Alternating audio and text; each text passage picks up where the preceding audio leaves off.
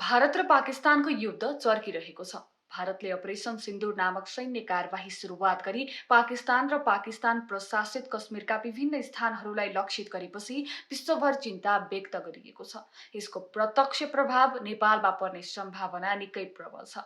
नेपाल भारतमाथि विभिन्न कुरामा निर्भर छ। अब यो युद्धले नेपालको आर्थिक क्षेत्रमा कतिसम्म असर पुग्छ त्यो पर्ख र हेरको अवस्था छ। त्यस्तै नेपाल र पाकिस्तान बीचको व्यापारिक सम्बन्धमा असर पर्न सक्ने खतरा पनि बढेको छ। भन्सार विभागको तथ्याङ्क हेर्ने हो भने चालु आर्थिक वर्ष 2081-82 साउनदेखि चैत मसान्तसम्मको तथ्याङ्कले दुई देश बीचको व्यापारिक सम्बन्ध उच्च देखिन्छ। खास गरी पाकिस्तानबाट नेपालमा मसला, स्याम्पूदेखि औषधिसम्म आयात भएको देखिन्छ। अब युद्ध चर्किँदै जाँदा यी सबै कुरा जटिल बन्दै जान सक्नेछन्। युद्धमा पाकिस्तानी सेनाले भारतीय जेट र ड्रोन आक्रमण गरेको दावी गरेको छ।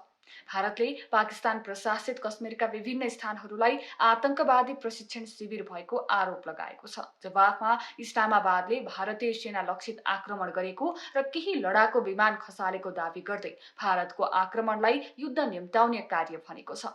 यता भारतीय सेनाले पाकिस्तान विरुद्ध सुरु गरेको अपरेसन सिन्दूरलाई चीनले खेदजनक भनेको छ। पाकिस्तान र कश्मीरका विभिन्न क्षेत्रहरूमा हवाई हमला गरेपछि विश्वका विभिन्न देशहरूबाट प्रतिक्रिया आइरहेका छन्। त्यस्तै संयुक्त राज्य अमेरिका राष्ट्रपति डोनाल्ड ट्रम्पले यो युद्ध लामो समयसम्म चल्न नहुने बताएका छन्।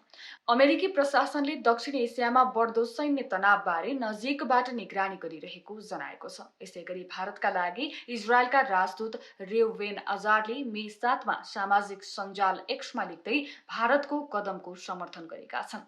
भारत पाकिस्तानको यो युद्धले नेपाल समस्यामा पर्न सक्छ। नेपालले सीमा क्षेत्रमा सुरक्षा कडाई गर्ने भने पनि यसले नेपालमाथिको खतरा टर्न सक्दैन।